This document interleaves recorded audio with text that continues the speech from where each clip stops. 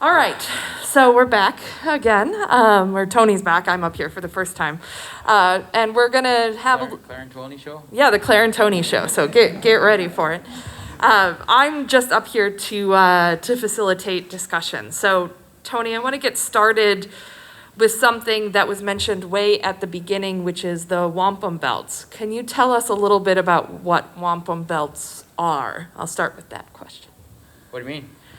Oh, you're going to throw questions back at me. I didn't realize that this is the Claire and Tony show, so I suppose. Wampum belts are made of Kovacs shell. They're originally they broke down, and then they use flint and drill them out, kind of twist them out, so it cones in, and then cones in the other way. So it's real small in the middle. Those are original ones, but nowadays they use drills. And just straight drill, so that's how you can tell when you look at an old bell. If it's real wide, like barrel, and then cones in, that's an old bead. Or if it's straight drill, you can tell it's straight drill because that's a newer bead. But they use belts to describe events, and we haven't really made new ones lately. Because they're all of our history, and like the 2-row, which is it's supposed to be us in our canoe and non-natives in their boat traveling down the same river, not interfering with each other, and that's what the 2-row is supposed to be. It was first made with the Dutch, and it continued on. So that's what the 2-row is about. Right, so we were lucky enough to have on loan to us from the Vestal Museum one of your replica 2-row wampum belts. Can you talk a little bit about your work making replica wampum belts and why replicas? We wouldn't make an original belt and give it to somebody that's it would be only between nations. But because I do NAGPRA also for the nation, and that's what I'm doing is getting those belts back from museums. So I wouldn't make a real belt to give to somebody else or to sell to somebody else, but I'll make a replica. It's like in a while back, years back now, I made it was suggested from some of the chiefs at home to Smithsonian that I make a belt or 2 belts for them. So I made a 2-row and what's called a Onondaga Treaty belt, and those 2 are now down at the Smithsonian in Washington. So.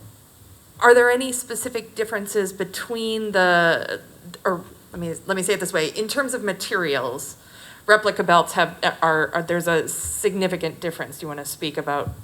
Some are glass and some are ceramic that look pretty close to a real bead, but everything else, it's a sinew and a leather, that's all the same. Are there any places in town where folks might be able to see some of your replica belts? Vestal Museum, because you have the other one. Right. Aren't there some across the street? Are there some in the stadium? I thought you had mentioned some in the stadium. No, okay, I'm making this up. No, not here. The Onondaga Claire. Nation has Okay. a hockey. Oh, okay. Somehow I decided it was across the street. Ignore Claire. She's confusing y'all. They've actually purchased like 7 of them. Okay. So I got 7 different belts that are Got it. Okay. replicas. Yes. Go. There, and there's another one. There's 2 in Smithsonian in Washington, D.C. There's 1 in Albany State Museum. There's another one in the OHA, Onondaga Historical Association. They had a belt that they returned to us, and in doing so, I made a belt that looked like the one they had returned so they could still display it, but it's a replica. So you had mentioned the NAGPRA, which is the Native American Graves and Repatriation Act, and that you are the Onondaga Nation's officer for NAGPRA. We don't use officer. Oh, so what? Just so we don't use Okay, no, that's okay. That's so you are the representative. Is that a fair? Yeah. Okay, the NAGPRA representative for the Onondaga Nation. So can you talk a little bit about what NAGPRA is and what that work is like? It's dealing with mainly universities and museums, getting back our ancestors, we'll call them, which are our remains. For some reason you guys like to collect them. And then, I'm not just saying you guys. For some reason that people yesteryear, they used to do a lot of collecting like that. And so that's what we're getting back. We get back our ancestors, which are our remains, back from universities and museums. But also things that we still use. There's a lot of sacred items that we still use today. Such as wampum belts. Oh, yeah, Including, wampum not bells, wampum limited to. strings, remains, rattles, things like that. What's a wampum string used for? There's many things that a string can be used for, because strings can be either separate, or there's a group of strings that are used in condolence ceremonies. That's actually to lift somebody's spirits from after they've lost somebody died on. Or there's like 14, actually, there's 14 strings that are associated with lifting somebody's spirits from death, so they can continue on their daily work, either that being title holders or anybody, individuals. Thank you. So, and just to be clear, NAGPRA isn't just specifically to Onondaga Nation. This is across all tribal organizations. Is it just federally recognized? Is that, or is it not? Is it? I have no idea. Okay, well, we're gonna hope that it's beyond just federally recognized, but I'm not 100% sure in the Claire and Tony show on that. But just keeping that in mind, that it's that there are representatives from other tribal organizations that are also involved in this work across the United States and Alaska and the Pacific Islands and Hawaii.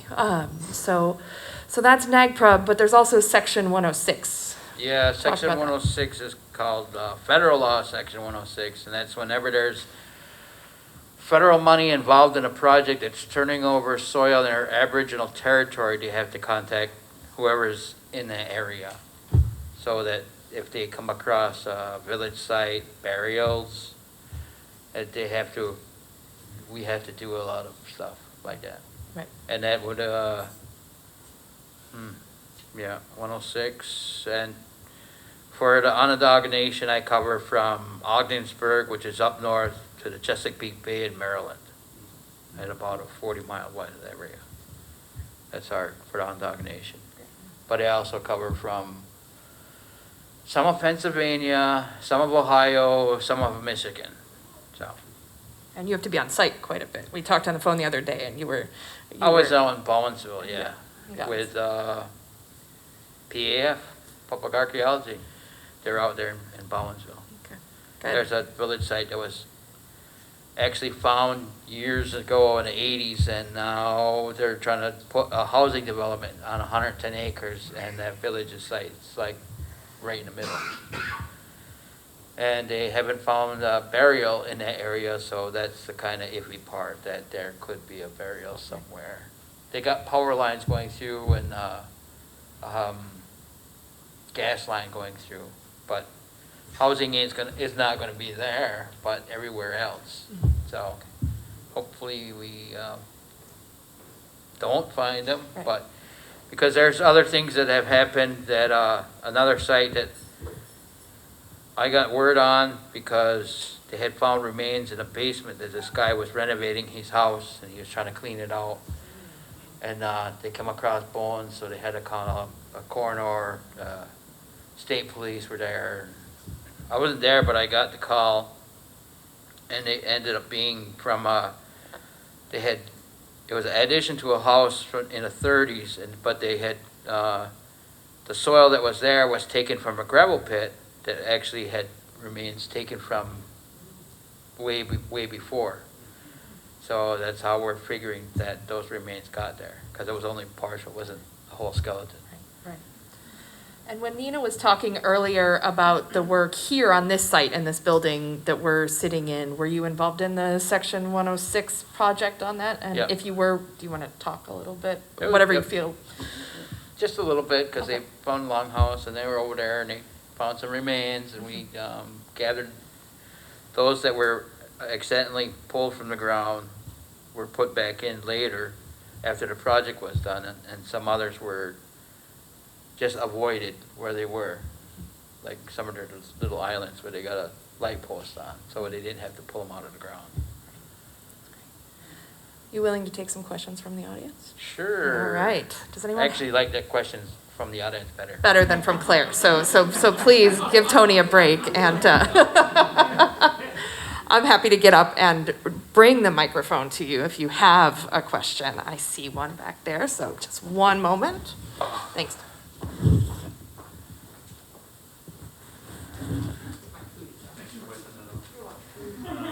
Thank you, Claire. Thank you, Tony. I'm wondering, Tony, can you talk a bit about how you came to be making not only wampum, but also sculpture, things like this, like your own background as an artist? Can you tell us a bit more about that?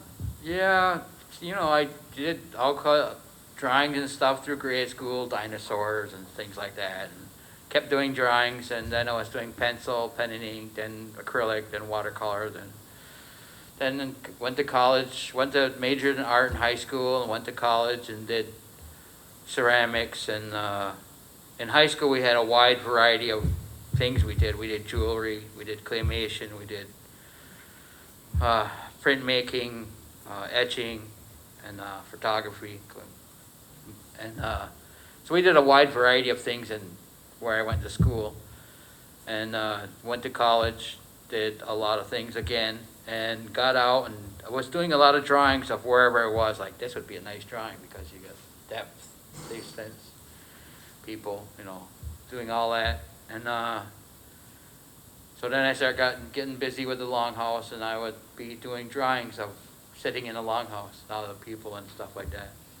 And then eventually I was drawing the strings, our religious fire, they call it. It was a variety of strings for a wampum. And it's, most nations we have a religious fire and a political fire. So when we do religious things, we have the religious fire, and for council and grand council, they'd use the main fire, the political fire. But, so I was drawing that, then drawing the other nations, because you had to, in Gonyea, we had to lay them out a certain way, the way we were all sitting on a bench. So everybody's fire is different, so you had to lay it out, but every year you had to, or actually 5 times we went to someplace, we'd had to lay them out the way we're sitting. So I drew that. And then I just started drawing more. And then the belts came back one time, and so they had laid, every grand council, they'd lay a bunch of belts out in the middle of the longhouse. So I just started looking at it. I could see how it was made, because some of them were broken off, like the one they got is the Confederacy. It's a two on the outside and 2 in the middle, and the 3 in the middle. It's our Confederacy. But the original belt is kind of frayed out, a couple on the top where it's missing, so you can actually see how it looks. But some of the strings go across still, so you can see the pinch marks where it had been before. So I just, I don't know, just figured it out. And then I could start making the belts. So it was just by looking at it and figuring it out. So, is that good? Any other questions for Tony? Wow, rough car out. All right, well, I'm not going to ask you any more questions. Oh, there's one in the back of the room. Because you've heard enough of me already. So we'll go to Sharon.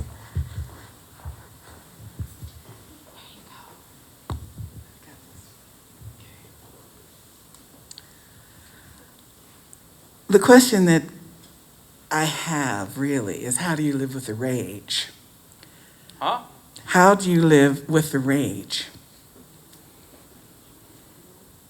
I don't understand. I know. So let me clarify. With all that you know about the history of your people and the people who own this country, how do you live with the rage of that knowledge? How do you heal? Is the work that you do part of the healing of this, what I consider to be an incredible wound? And maybe you don't consider it to be a wound, but that's really my question. I don't know how to answer that one. I don't know, because a lot of times I'll get answers back. There's a ceremony we have for them, put them back in the ground, back to on their travels to the Creator's world, and burn tobacco for them so they have surf journey and not bother anybody. For those are the ancestors that I bring back, so they're not bothering anybody. There's actually been some times after putting them in the ground, so it's just a ways up from where my house is, and at night I could hear them singing. I knew I could hear them singing. So I was like, wow, that's happy. That's a good feeling. And that doesn't always happen, but it's happened a couple times. So that was good. So, rage. I don't know, drive fast on the highway? No, I'm just kidding. Don't do that. It's just satisfying to me to be able to get all those that I do get back and cover what I do for Section 106 and have the federal government actually consult with us about this area that I have, covering. So, I mean, I deal with, for federal government-wise, it's a lot of federal entities.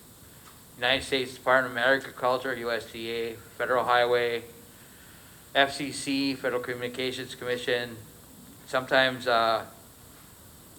Fort Drum, Fort Indian Town Gap down in Pennsylvania, sometimes Homeland Security, like on a river, the Susquehanna, or way down that Chesapeake Bay area, and sometimes up near Thousand Islands.